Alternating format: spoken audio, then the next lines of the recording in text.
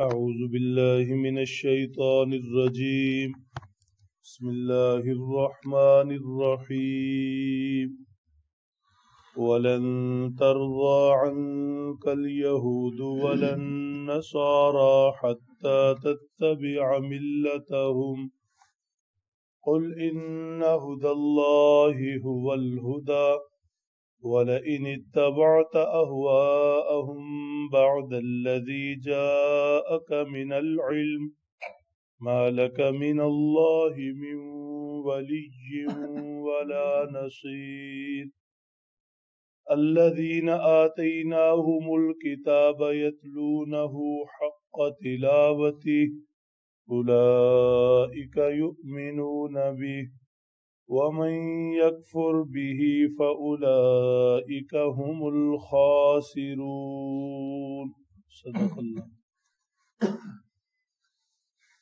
حضور انور صلی اللہ علیہ وسلم پر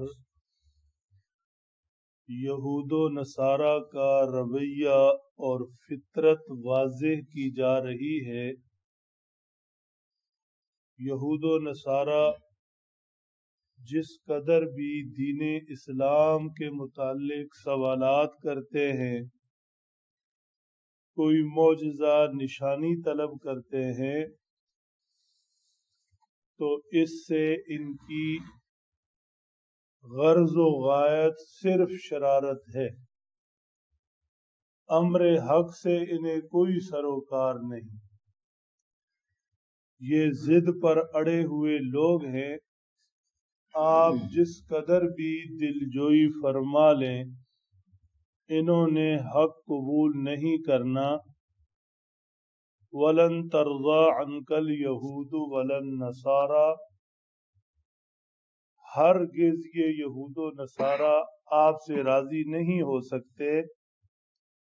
ہاں ایک صورت ہے، حَتَّىٰ تَتَّبِعَ مِلَّتَهُمْ، یہ تو یہ چاہتے ہیں کہ آپ ان کے دین پر آ جائیں، دین اسلام چھوڑ کر آپ ان کی بات مان لیں، پھر یہ راضی ہوں گے۔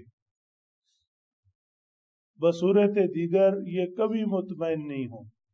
سوالات اٹھانے، معجزے مانگنے، نشانیاں طلب کرنی، شکوک و شبہات پھیلانے، یہ محض شرارتیں ہیں، ضدی لوگ ہیں، ہرگز حق قبول نہیں کریں گے۔ قل ان ہدی اللہ هو الہدی، آپ انہیں فرما دیں ہدایت وہی ہے جو اللہ دے دے، رستہ وہی ہے جو اللہ دکھا دے، اور ہم نے تو اسی پر چلنا ہے۔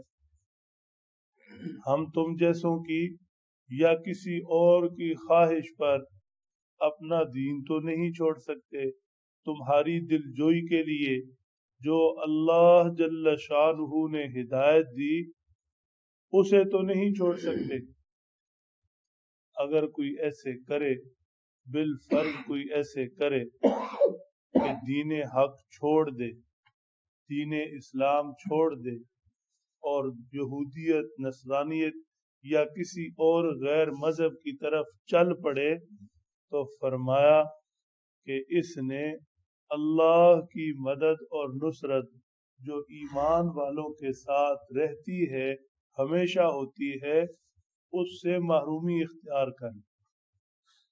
وَلَئِنِ اتَّبَعْتَ أَهْوَاءَهُمْ بَعْدَ الَّذِي جَاءَكَ مِنَ الْعِلْمِ، ایک ہے اللہ کی طرف سے دی ہوئی ہدایت، وحی الہی کے ذریعے انسانوں کو زندگی گزارنے کا اللہ کی طرف سے بتایا گیا رستہ، اور ایک ہیں کافروں کی، یہودی ہوں، نصارہ ہوں، مشرکین مکہ یا آج کے زمانے کے کوئی بھی غیر مذہب، ان کے پاس ہے اہواءہم، صرف خواہشات، نفس کی ضرورتیں اور نفس کی خواہشات۔ مطلب یہ ہوا کہ بندہ مومن تو اللہ کی مانتا ہے، جو اسے رستہ بتایا جاتا ہے اس پر چلتا ہے، جو خود کی سمجھ میں آئے اور جو جی میں آئے اور کہے کہ جو جی میں آئے گا کروں گا، ایسا نہیں۔ مومن اپنے جی، اپنی طبیعت، اپنی ضرورت، اپنی خواہش، اپنی سوچ پر چلنے والا نہیں۔ مومن تو اللہ جل شانہ کے بتائے ہوئے رستے پر اپنے پیارے نبی صلی اللہ علیہ وسلم کے پیچھے پیچھے چلنے والا۔